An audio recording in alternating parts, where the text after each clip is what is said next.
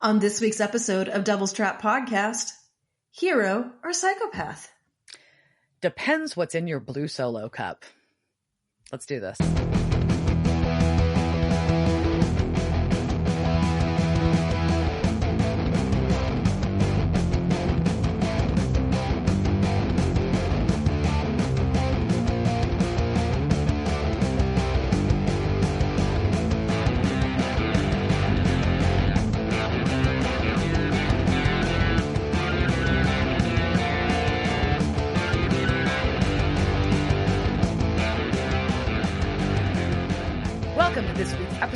Devil's Trap Podcast. I'm Diana. And I'm Liz. And we're back. It's season 10, episode 1, Black. Black. Just one word. Just one word. Keep it simple. What have you been up to?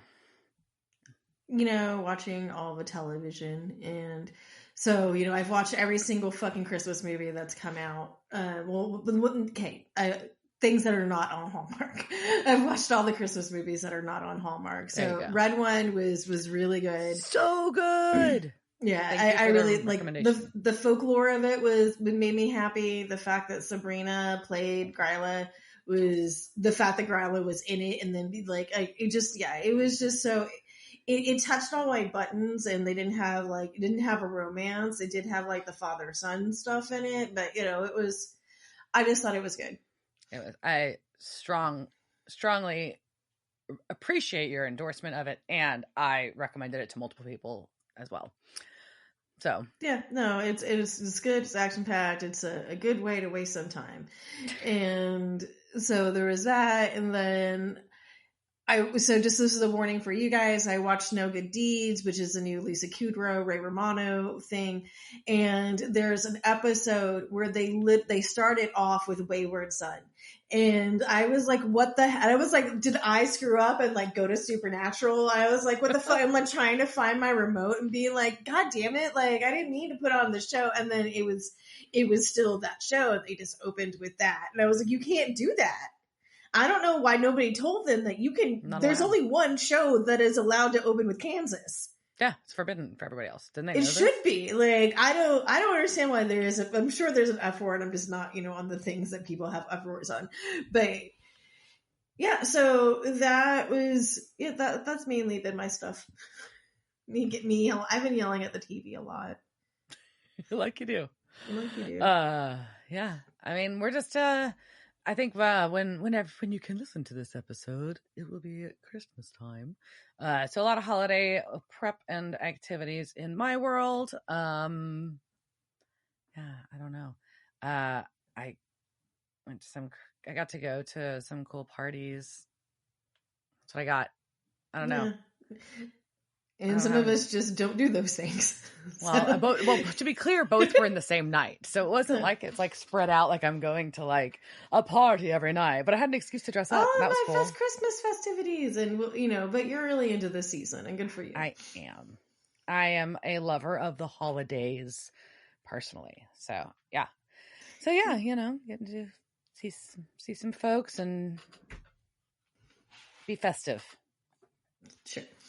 So, in Supernatural news, it has been confirmed that Padalecki is not getting a spin-off from the firefighter show.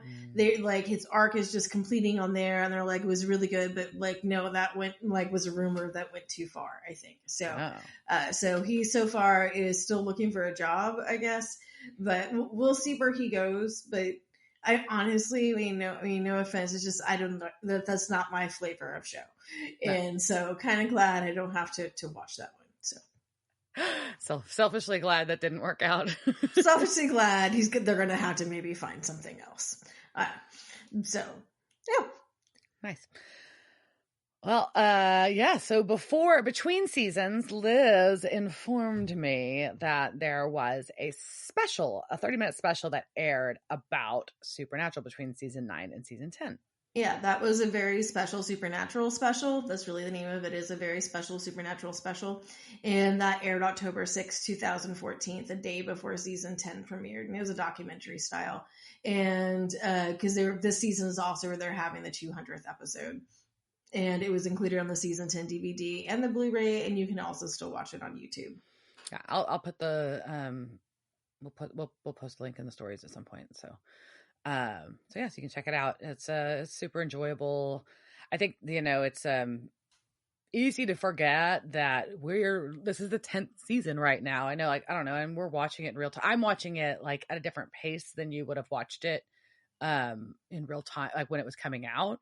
So it's a little different, I think, in that regard. But that's like knowing that people had like 9 years basically invested at this point, whereas I've got 4. I'm not like, but it's different when you're doing it that way, I think. Does that make sense? Yeah, it does. So I think in hearing them, when you watch this, hearing the cast react to that at that point, it's pretty cool.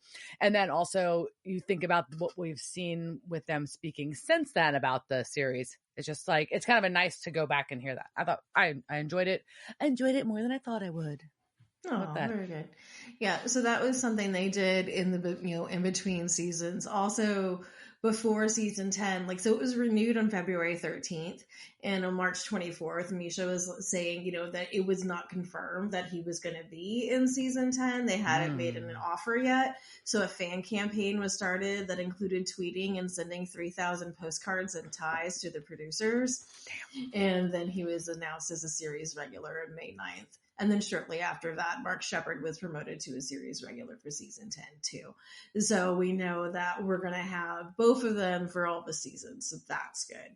Yeah, and the title Black, according to Supernatural Wiki, the episode's title could be a reference to the Pearl Jam song Black, which is about a man lamenting the loss of his girlfriend or significant other, which, I mean, isn't that what all Pearl Jam songs are? Like,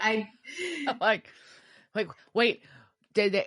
I guess I'm sure they read the published lyrics, because that's the only way you can understand any better that well. Yeah, and it says, the ideas in the lyrics are somewhat reflected by Crowley's comments during his phone conversation with Sam. Okay. So, I don't know. Sure, I'm not going to go look them up or listen to Pearl Jam to figure that out. But they couldn't get the rights to the song to use it? Maybe. I don't know. Eddie Vedder seems like he would give his rights away. So everything's for sale, right? Yeah. And so this episode first aired, like I said, October 7th, 2014. It was directed by Robert Singer and written by Jeremy Carver, who was still the showrunner at this time. The showrunner from last year is still, So, and then if you watch this on Netflix, I don't know what the fuck Netflix is doing. They took away the recap. There's no then. There's no then. It just starts with now. And so if you want to see the season's recap, which is basically the season 9 recap, which is the then, go look it up on YouTube. And you have to look at, I forgot how I found it, but season 10, episode 1, Heartbreaker, because they use Pat Benatar's Heartbreaker as the music in it. Yeah. And so that was how I found the intro. Because I was like, I know there's a fucking intro. Like, I went and looked at the transcript. I was like, yes, there is. And so. Whereas I just assumed that there wasn't for some reason, since I was like, well, the last episode ended, so like the cliffhanger ended abruptly. They just fucking jumped right in. No, there was one apparently. Yeah. So I don't know if it's just Netflix thinking that they don't need to see a recap. Or what? But whatever, bring it back. Or maybe it was a rights to Pat Benatar song. Who knows? Who knows? If you know, let us know. Well, our recap is basically just a recap of the entire season 9. Shot or edited very well. As Liz and I were discussing before we started, it was edited really well. I will point out that it's slightly not chronological with the episodes, but that told a clearer story. It's like, oh my god, oh no, they took it out of chronological order. No, it was just odd. Where I'm like, no, it was just odd if you're trying to like, hey, this is the recap of what happened last season, to not have it in order. But it told the story more clearly. So, yeah, that's pretty much where we're at. While Heartbreaker played, it was good, enjoyable. So, yeah, now we've got a Dar, our demon, is chained up. Dar. And she is bloody, and she is talking about Winchester being one of them, because she's a fucking demon and Sam is torturing her. Well, the thing is that they're saying that there's a Winchester, it becomes one of them, and look at you. And remember, everybody has been waiting for 3 months after seeing Dean with black eyes. So everybody thinks that she's talking about Dean, and everybody's prepared for that. And then she's like, look at you. And then, but they fooled you because it's Sam that's torturing her and not Dean. Yeah. Accurate. And he wants Crowley's location and therefore Dean's. And she's not going to tell or can't tell or won't tell. And he slices her throat to make a Blood Bowl phone. Yeah, basically with a solo cup. And so he's got like this, basically his red solo cup, but it's blue and it's under her neck and he wants her to make a call. And she's like, no, everyone's under orders not to answer where Crowley is. And she's super crying. She's very upset and crying. And Sam's just yelling, where's my brother? And so we go from It's a little intense. It's a little intense. It's a little intense. Where's my brother? So we know that we're going to have a lot of intense Sam. And we flash to a new title card. And last season we had angel wings. And this one's an inverted pentagram. So we're going to have a little bit of lore here just to talk about pentagrams because I like to. So first, this is according to the Supernatural Wiki, whereas a normal pentagram or pentacle can be seen as a symbol of protection, the inverted pentagram signifies the descent of spirit into matter or the carnal and ungodly side of mankind. So we'll get back to that. But first, pentagram versus pentacle, because sometimes it's very easy to forget which is which. So TLDR, the pentacle is a circle with the pentagram in it. So the pentagram is the star, and then the pentacle is what happens when you have a pentagram and a circle. And a circle around the pentagram is supposed to act as a barrier to steal in the incantation and the magic of the pentagram. Cool. All right. So pentagrams have been around for thousands of years. They have been found in the Middle East, Tigris-Euphrates region, dating back to as far as 6000 BCE. They were found in the Langshu culture of China around 5,000 years ago. They show up in Israel dating back to 4000 BCE. The Sumerians had them. Scholars believe the 5 points represented the 5 visible planets in the night sky at the time because, they didn't have telescopes, but they could see planets, right? Right. But we don't know that that's what they thought because ancient Sumeria was around 3500 BCE and nobody knows what they were thinking. So for a while, around 300 to 150 BCE, the pentagram was a symbol of Jerusalem. And they basically had the 5 Hebrew letters spelling its name being the points. Then the ancient Greek Pythagoreans, there was a cult around Pythagoras. If you don't know, and if you remember the Pythagorean equation like I do, a squared plus b squared equals c squared. Why do I remember that? Does it do me any good? Nope. But he had a cult. And so they would use the pentagram as their symbol, also because it embodies the golden ratio. And so this is a symbol of harmony and health to them. During the Middle Ages, Christians adopted it to represent the 5 crucifixion wounds of Jesus and therefore was also used as protection. During the Renaissance, Heinrich Cornelius Agrippa and others started using the pentagram as the magical symbol more as we think of it today. Agrippa depicted the human's body in the upright pentagram. I think you can probably picture that, that Da Vinci did it too, but basically the person who's like starred out and then like, doo, doo, doo. And so sometimes his hands are also pentagrams. That's fun. By the mid-19th century, occultists began associating the pentagram's orientation with different meanings. With the single point upwards, it symbolized spirit ruling over matter and was considered good. And people like the occultist I don't know if his first name is Eliphas or Eliphas, Levi deemed the inverted pentagram evil, representing matter triumphing over spirit, chaos, and sinister forces. So he said, a reverse pentagram with 2 points projecting upwards is a symbol of evil and attracts sinister forces because it overturns the proper order of things and demonstrates the triumph of matter over spirit. It is the goat of lust, attacking the heavens with its horns, a sign execrated by initiates. The flaming star, when turned upside down, is the hieroglyphic sign of the goat of black magic, whose head may be drawn in the star, the two horns at the top, the ears to the right and left, the beard at the bottom. It is a sign of antagonism and fatality. It is, again, the goat of lust attacking the heavens with its horns. I just love the goat of lust attacking the heavens with its horns. So Aleister Crowley used the pentagram a lot in Thelema, his system of magic, using the inverted pentagram to represent the descent of spirit into matter. This contradicted his old friends, the Hermetic Order of the Golden Dawn, who followed Levi's idea that this orientation made it evil. All right, so upright versus inverted and some other types of pentagrams. So the upright pentagram with a single upward point typically symbolizes the spirit's dominance over the elements, embodying protection, light, and divine connection.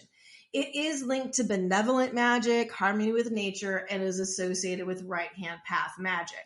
Conversely, the inverted pentagram with two upward points is often associated with the physical realm's dominance over the spiritual and practices focused on individualism, and is associated with the left-hand path, aka Crowley.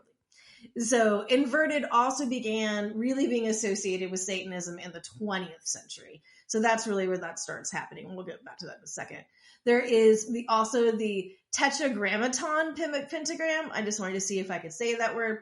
So this is Levi's pentagram. And so he took the 5-pointed star, put it within a circle to symbolize the blending of the earthly elements with the spiritual realms, and then surrounded it with the tetragrammaton, which is the covenantal name of God. So it enhances the spiritual resonance of the pentagram. He incorporated Hebrew letters and alchemical symbols within the pentagram, including representations of Adam and Eve, to highlight humanity's intrinsic connection to the cosmos. So that's the one where you just see kind of like lots of symbols and things around it and things like Hebrew. That's a tetragrammaton. And then the last one I'll talk about is the Baphomet pentagram. This is the official symbol of the Church of Satan. It has a point down orientation to allow them to put the goat's head inside. The Church of Satan specifically associates it with the goat of Mendes, which they also call Baphomet. The point down figure represents the spirit subsumed by the 4 physical elements, rejecting the notion that the physical world is dirty and taboo and that the spirit should rise above it. The first appearance of the goat was the Samael Lilith pentagram, published by Stanislas de Guaita in a book called La Clef de la Magique Noire in 1897.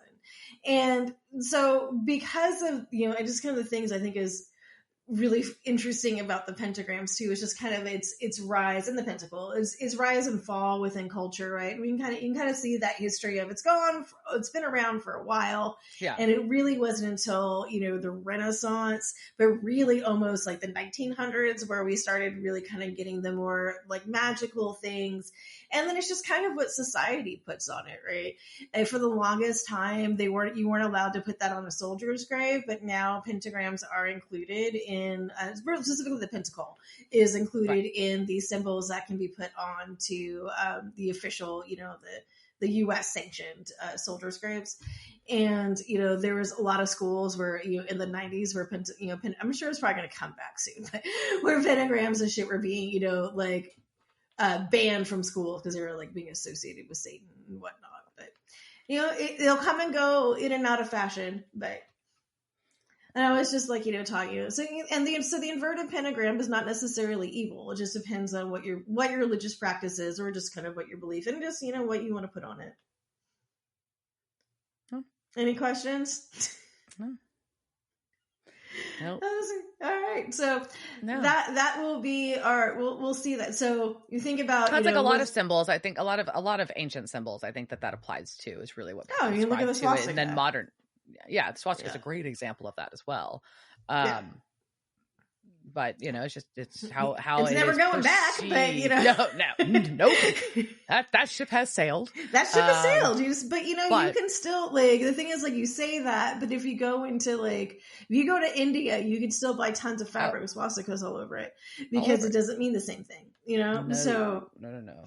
There's a Western perception. Yeah. Symbol's gonna symbol. Yeah. Yeah. But that is why the inverted pentagram is used in the opening of Supernatural for the season. So There we go. There we go. All right. So we are now going to 4 weeks after Sam made his solo cup, or at least we assume tried to make the solo cup blood bowl. I want to see that used as the blood bowl. Like I do too. I was kind of like, we kind of got gypped, right? Yeah. On like the solo cup. I don't know. All right. Red so Sam blue solo cup. All right. So Sam is also reading the best books. He's reading Demonic Possession, a Practitioner's Guide to Exorcisms, and Rituals of Human Possession. Yeah, I figured you were jealous of this collection. So yeah, I want those so bad. Yeah. And he's talking on the phone about just like to presumably another hunter about just lack of demon activity. But he's watching crop trends, and his arm is in a sling, interestingly. Yeah, I will get back to that. I'm going to save that. I have insight on that. But we also get to see his skincare routine. Yeah, we do. He washes his face very aggressively. And then he goes and stands and stares at Dean's bed and rereads the note that says, "Sammy, let me go," without punctuation. Yeah, he just... Does he just leave us on this pillow and then like go folded back? Perfectly. Yes. Yeah. There should be like a dash, a comma, anything after Sammy. It's very annoying to me. Yeah. But. So then Sam, hits a jackpot because he finds an article about a missing man that's been found slain. Yeah. So he's got a case, and so he calls Castiel, and who is coughing in bed in a weird motel room. He does not sound good. No, he sounds terrible.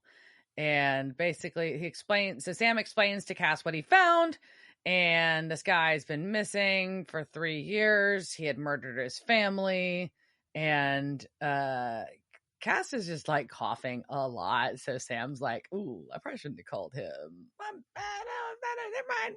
I was wrong. Never mind. I'm gonna back up on this." Yeah, and this is where, okay, so I told you we were going to come back to this. So yes. Cass blames Sam's shoulder on a demon. Yeah. And what really happened is that he was wrestling Osric Chow, aka Kevin, at a convention in Italy, and basically dislocated his shoulder. Like a child. That's hilarious. Yeah. I appreciate that. But his arm was in a sling, and they just put it in. That he got in a fight with the demon. And yeah, and Sam's just like, "No, Cass, you just need to worry about yourself. Fine, we're just both tired. We want Dean back. Womp womp. If it's even still Dean." Oh. Okay. Oh, so Dean. And Castiel is just like, "I miss my boyfriend." And then we cut to karaoke night, and someone is singing "Right Said Fred, Too Sexy for My Shirt." Who could this someone be that would pick this horrible song for karaoke? Who is this evil? Who is this evil? This evil is Dean Winchester. And he's being booed off. And, I don't understand this karaoke bar, because karaoke shouldn't be good. And even when somebody's bad, you don't boo them off. You encourage them to be worse. I mean, maybe. I don't know. As this Who episode can do Right Said Fred well? I don't know. Right Said Fred. That's it. That's the only one. Does Right Said Fred do it well? I don't know. I mean, I'm trying to give a benefit of the doubt here. Yeah. It's all right. Well, Crowley's there talking to some other people, and Dean is, I guess, banging the waitress. I don't know. It's so we cut to the bedroom, and they're talking about their great sex. But then he just straight up tells her not to get attached, and she's like, there's other ways she could have said that. Yeah, he just goes full douche, and just like the thing that every woman wants to hear right after you fuck somebody. Don't get too attached to me, darling. I'm just rolling through. Fuck you, man. Like, also say that before I fuck you. Don't say that after I fuck you. Right? It's real weird. Anyway, so Crowley walks in while she's getting dressed. Apparently, all of this was happening on Crowley's bed, is the implication. I don't know. It's a goofy little scene, as she gets dressed, and then Crowley calls Dean a jerk, and Dean calls Crowley bitch. Yeah, so this is the new bitch and jerk. Yeah. And our Anne Marie, our waitress, tells them to get a room. Well, they already have one, and you just fucked on his bed. Yeah. So, I mean, but now you just switch beds. That's how that works. Exactly. Duh. So then we go back to the bar.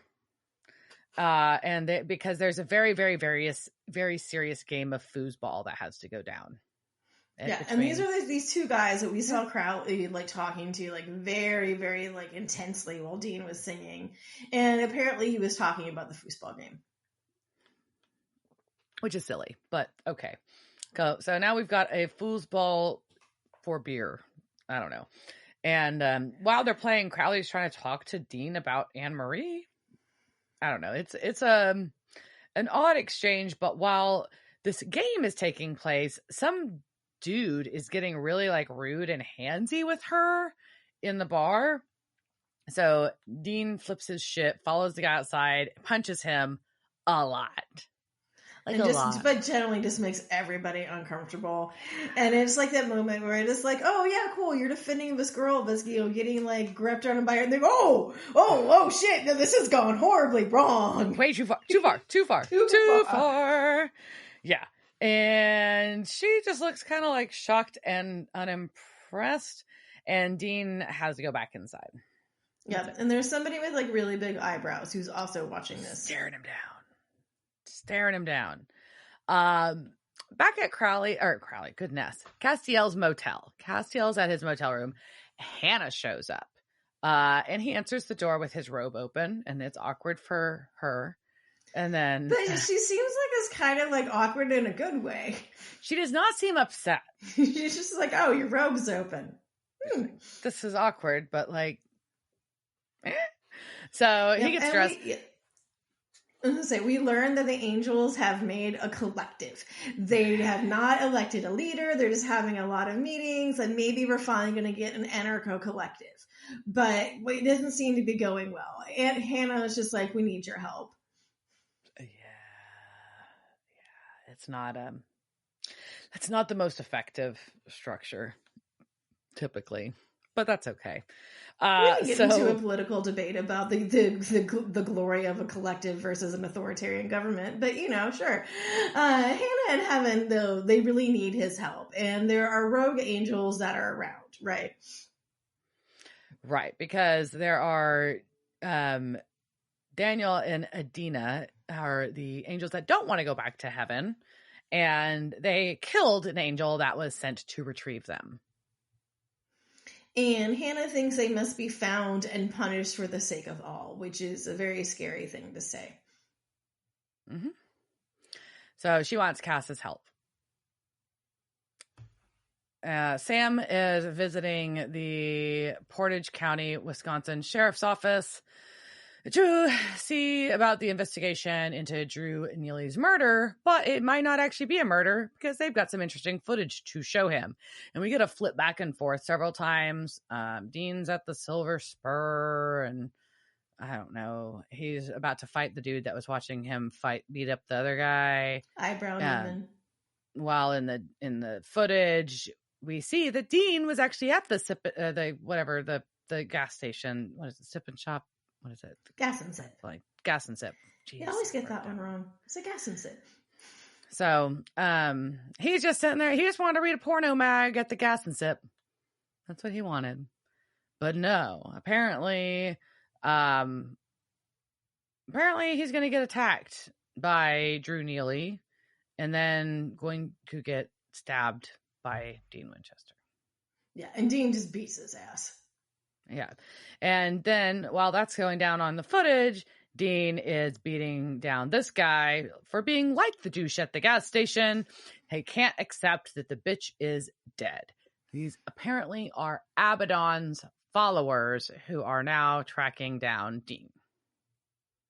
And the Eyebrow Demon and the Neely guy, they all both have fucking angel blades. Like, why does everybody have an angel blade now? Like, you're demons. You shouldn't have... what is going on? Did we just like run out of like weapon props and we just had to go through and be like, I guess we're giving everybody angel blades now? Apparently they all have them. That's just what they all needed to have now, which makes kind of no sense why the demons would have those, but okay. So anyways, they've got, when they didn't have them before, suddenly they all have them. It's a thing. So the sheriff is telling Sam, he's like, look, I don't know if this guy is a hero or a psychopath. And we're all kind of like, yes, is the answer. We're talking about Dean Winchester. Yeah. And so he's just like, well, this picture is getting uploaded to the wire. So I'm just going to leave you alone with my computer. And yeah, that's fine. Like, you're a Fed, right? This is cool. Just, God. Quit just giving people your computers, officers. Like, it's not okay. Well, Sam clicks through the frames and finds where he can see Dean's eyes are black. So he's got confirmed. And it really just looks like they just did some very quick Photoshop on Dean's eyes. I'm just like, tick, tick. Probably. It's probably what happened. And it's just like, okay, we don't want to bother you with you putting contacts in. We're just going to tick, tick. So we cut to this dude's house. And this dude is working out really hard in his home gym. Good for you, sir. And someone is making breakfast for him. It's like the Peloton commercial. There's just like a towel hanging over it. But no, he is getting his workout in. He's getting his protein. Yeah, a female, it's his significant other of some kind, and son are there in the kitchen. And while he's working out, a fax comes in on their home fax machine. Because he has a home fax machine. Yes, he has a home fax machine. That's why I have to keep saying his home fax in his kitchen. If I was that kid though, like, and this was like the 90s, like, you'd be so lucky and you'd be faxing so many people. Yeah, things. You would. So it's a fax. It doesn't say who it's from, and this kid retrieves it, hands it to the guy, and she's like, "Is it him?" And she's crying, and she leaves. And this guy goes and like starts loading up an arsenal into, I say that arsenal, like whatever. He's got a locker full of guns that he's or like it's a gun safe or something we're seeing from the inside. Is that a chrome shotgun though? Because that was pretty cool looking. I missed that one. I think I saw a chromed or like a fully polished shotgun, and I'm like, oh, that's pretty. Yeah, and then while he's doing this, they're showing these things around, and there's a lot of there's like a military pic. So we were like, okay, like you clearly are some sort of military dude. Yeah. We still don't know who you are, though. We have no idea who you are, but we find out that the fax is a picture of Dean from the gas and sip, and it says, yup, Y-U-P, yup, on it. In marker. So there we go. So somebody's looking for Dean. Castiel and Hannah are driving. She has to get out. They have to pull over and so she can get out and get some air because apparently angels can get nauseous. Yeah, it's from Cass's sick ride because it's just been bumping the whole way. I mean, those land yachts, they do ride a very specific way. Well, the hydraulics were going off at the beginning of it. That's true too. That's not really the way. But she's worried about his lack of grace and how he's going to feel. And he just keeps insisting he feels fine. And she's like, no, you're fucking dying because of your lack of grace, dude. And he's like, no, mission's more important. So. And then he's also just very adamant that he doesn't want an angel to die for his needs, right? And he says it in a way that really puts her off. And it's just kind of like, oh shit. And then so they have to leave because now they're both uncomfortable. Yeah. So Sam goes to question Mickey, our clerk at the Gas and Sip, about the attack of about Porn Guy. Yeah, porn guy. Porn guy beat up Drew. He said there was lots of blood, and he gives a very descriptive, and apparently Dean was once again yelling, "Say my name, say my name," and it's just like Porn Guy or.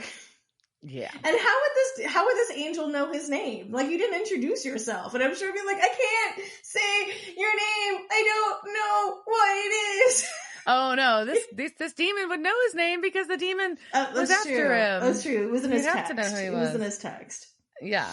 So Sam's kind of annoyed that the clerk doesn't have more intel on this. And the clerk makes a really good point. He's like, yeah, I'm just standing here shitting myself while this dude is getting killed in front of me. And I'm going to like try to gather some fucking intel, bro. Also, I'm a dude that works at the gas and sip. And I still work here after I watch somebody getting stabbed a lot. Yeah. I think I'd quit that job. I'm just saying. But he did find the victim's cell phone, which he hands over to Sam, and Sam quickly is able to find the anti-Winchester pro-Abaddon text messages. So, yeah. So he's going to use this phone right away to call Crowley. Crowley answers, "You're dead." He calls the number that sent the message, and then the phone rings to Crowley. Right. And it's Crowley who says, "You're dead." And Sam's like, "Just using a dead man's phone." Ooh. So Crowley knows it's Moose. And so now we have figured out that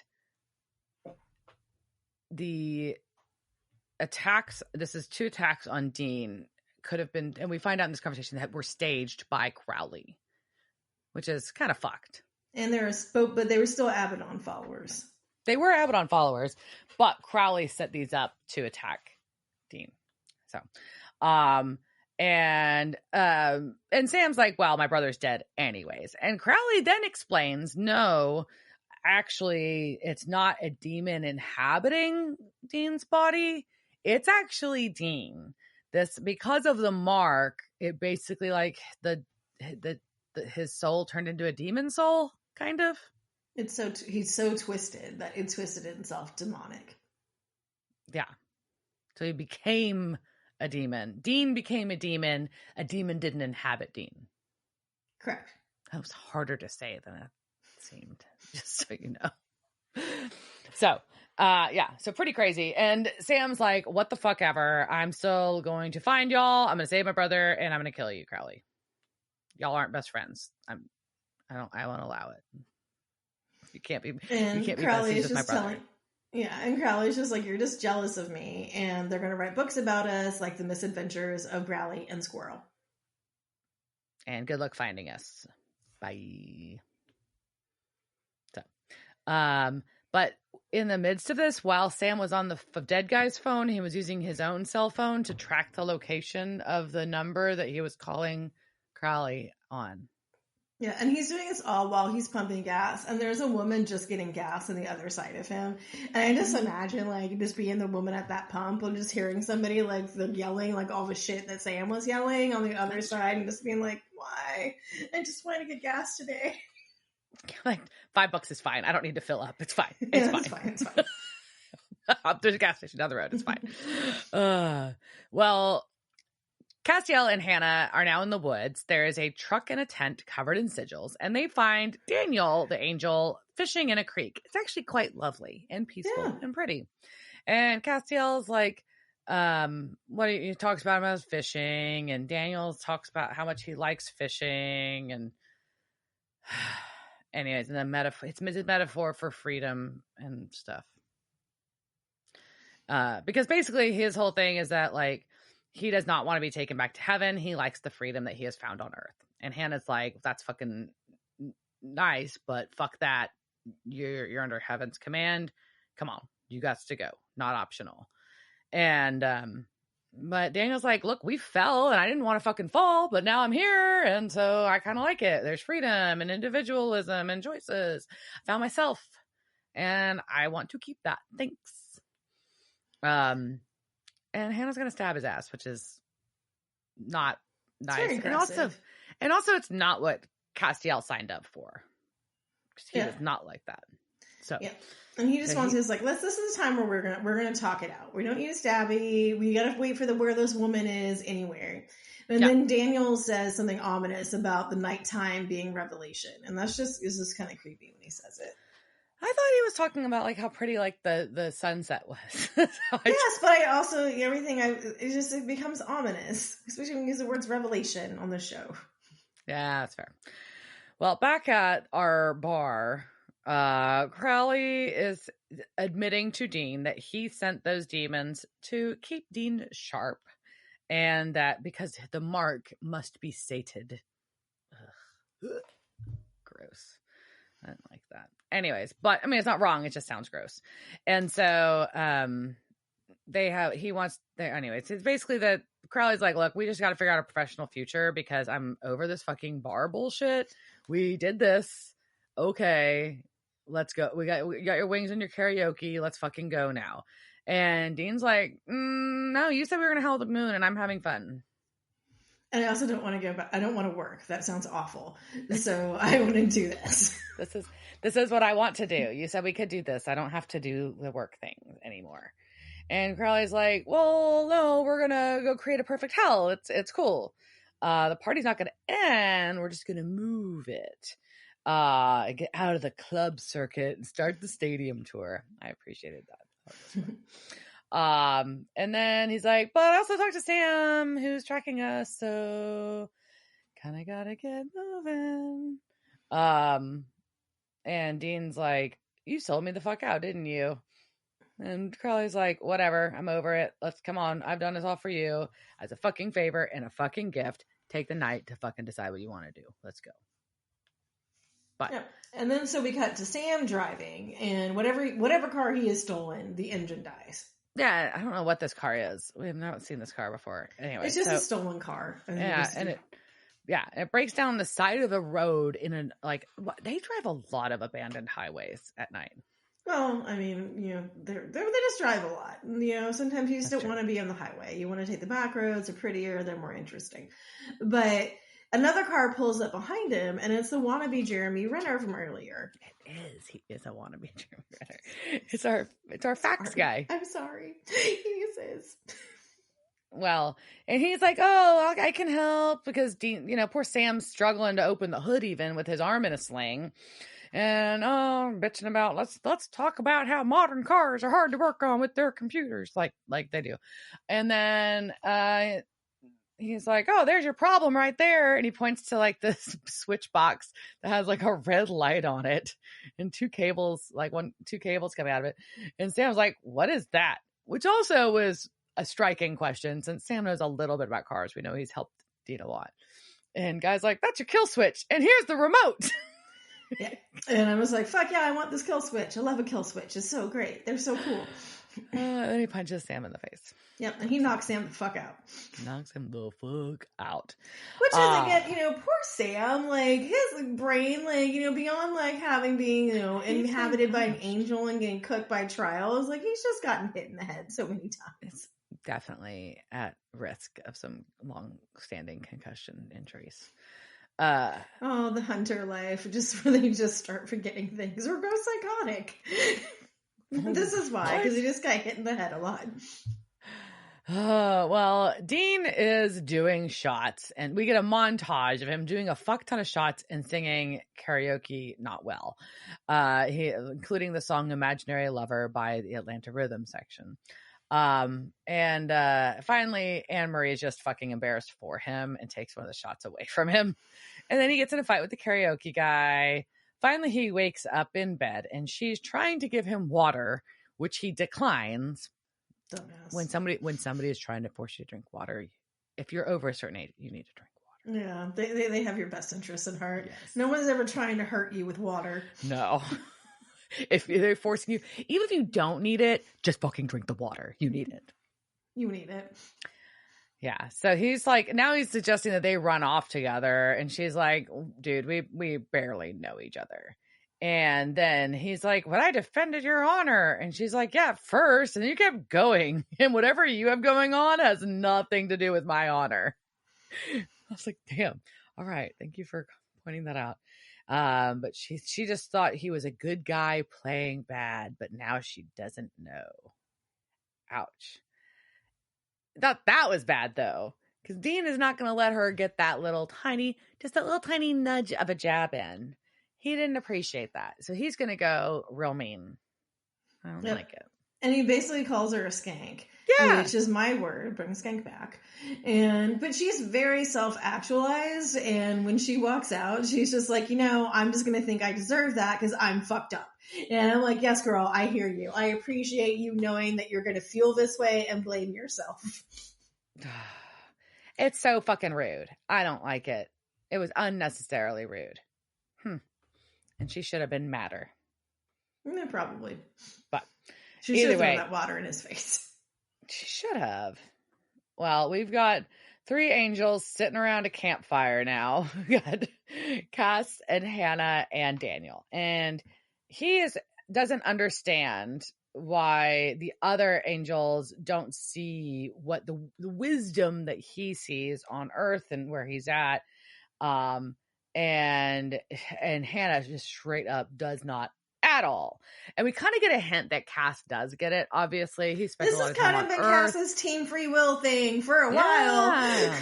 Yeah. So he's definitely speaking to Cass's like thoughts, and she is just 1,000,000% not on board. And then she's like, well, if you're going to be free, that has to be decided by the angels as a collective. So sounds very not free. And then our Adina shows up, the other angel.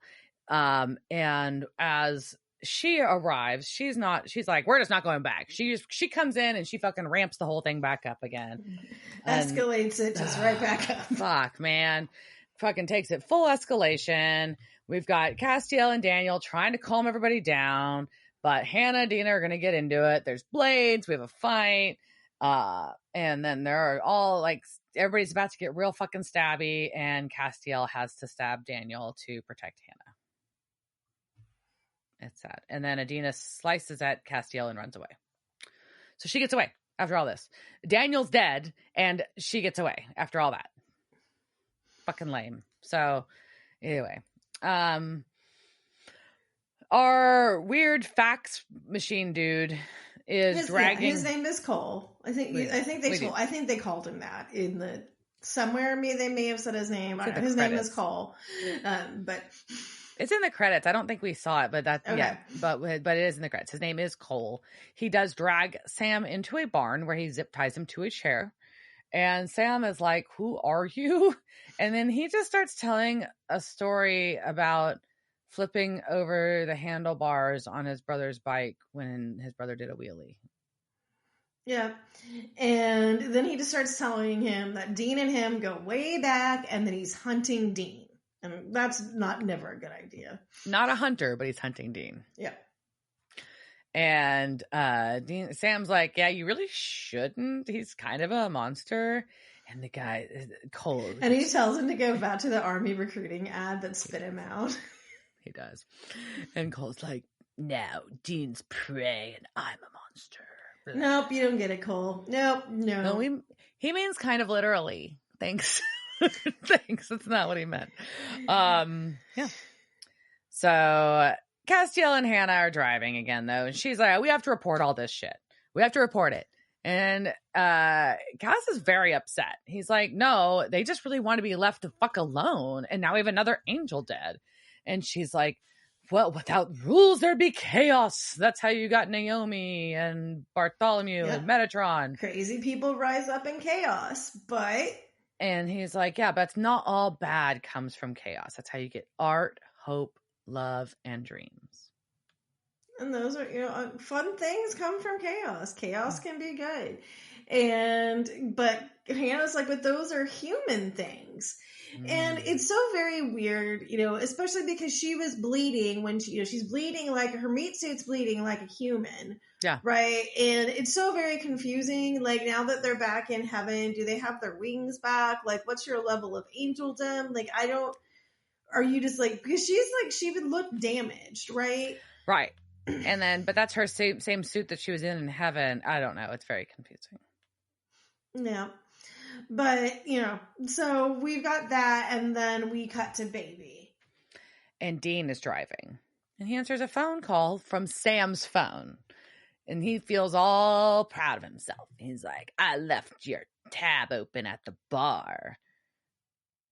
And it's not Sam, because Sam is tied up. This is Cole.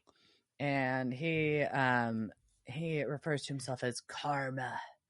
And he's not dead yet. And Sam is not dead yet as long as Dean shows up. And Dean's like, well, I need proof of life. And this Sam won't acquiesce. he is going to stay silent to prove a point because fuck Cole. All right. I feel you. But poor Cole just punches Sam in the face again. Poor Sam's face, to get a noise out of him. And he's like, there you go. There's your noise. I'm going to give you our meetup location. And Dean's like, yeah, no, I'm just not going to do that. I'm not going to meet up. I'm not doing a handoff. Just not doing it. I'm just going to tell you that I will find you and kill you later on. Cool. And the guy's like, that's a cold comfort for your brother. Like, what the fuck? And Dean's like, I told him to let me go. That's his problem now. I'm a man of my word. Bye. Click.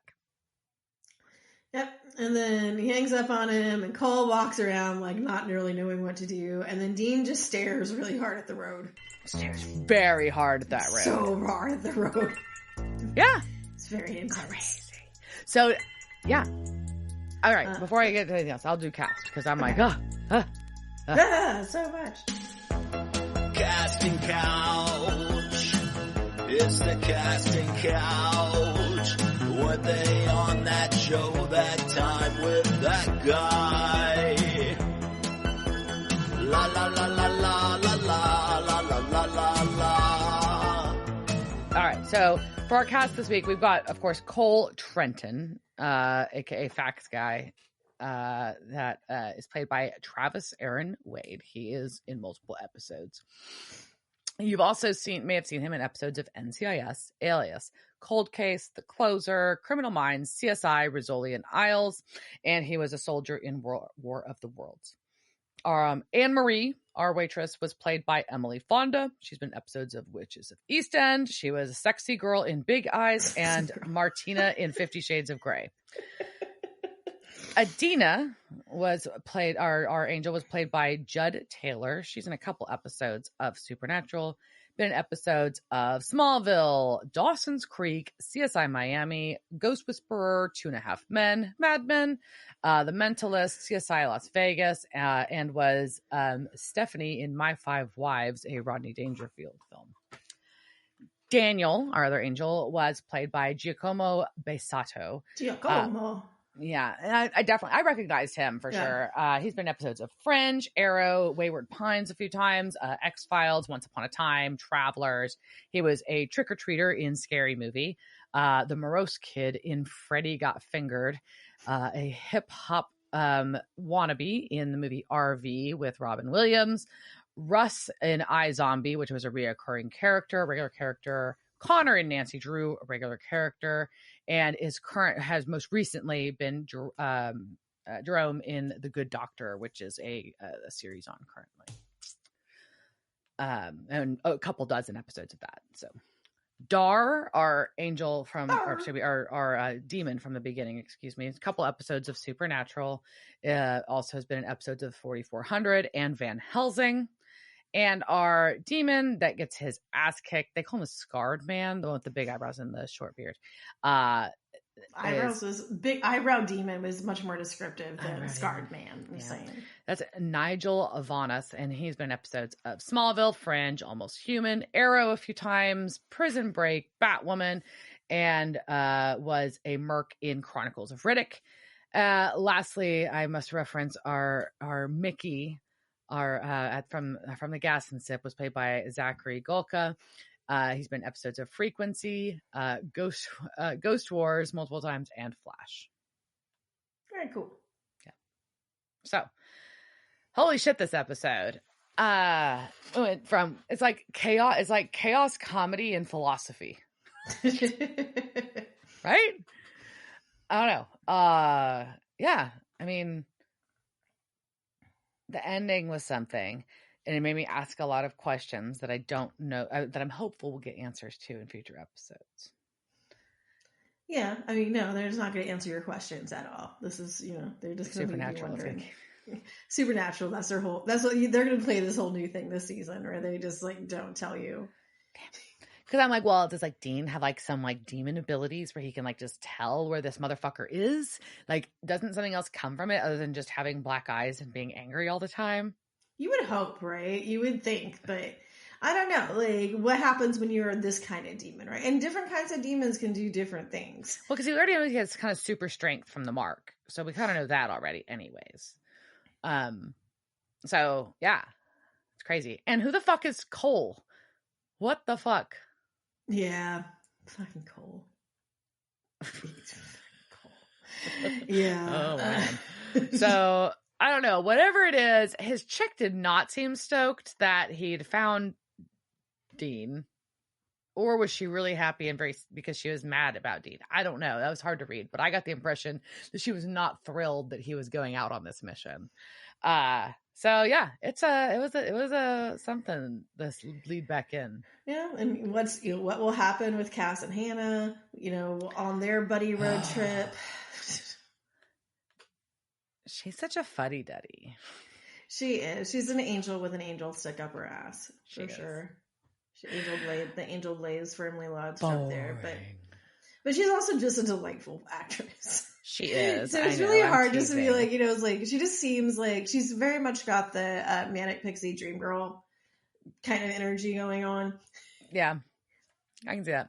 Just kind of adorably awkward. Yeah. No, I don't dislike it. It's just funny. I'm just like, ugh. Put the fucking knife down and let this dude tell you about how pretty the sunset is, bitch. Yeah. I just, I don't appreciate people who tend to like try and drag people away from like what they just want to do. Like they just leave me the fuck alone and mind your own goddamn business and go away, Hannah. Like we don't need an angel blade here. Mind your own fucking business. And then I kind of like, I get that they're saying like the directive of the angels is that's what their job is because that's what they're created for.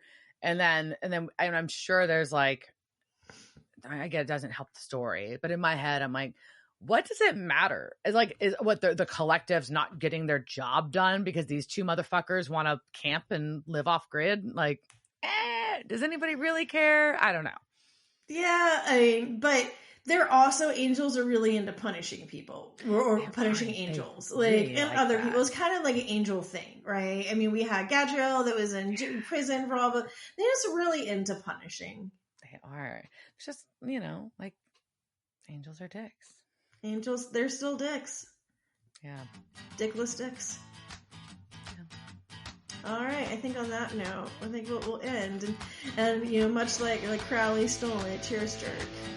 Cheers, bitch. Devil's Trap Podcast is a Don't Be a Dick production. Meow. Devil's Trap Podcast is part of the Ship It Studios Podcast Network. Thanks for listening to this week's episode of Devil's Trap Podcast. You can follow us on Instagram at Devil's Trap Podcast, Twitter at Devil's Trap Pod, or you can email us at devilstrap@devilstrappodcast.com. Don't forget to subscribe, leave reviews, and share with all your friends. We're at all your favorite podcast outlets and at devilstrappodcast.com. I'm Babe. Thanks for tuning in, and we'll see you next time.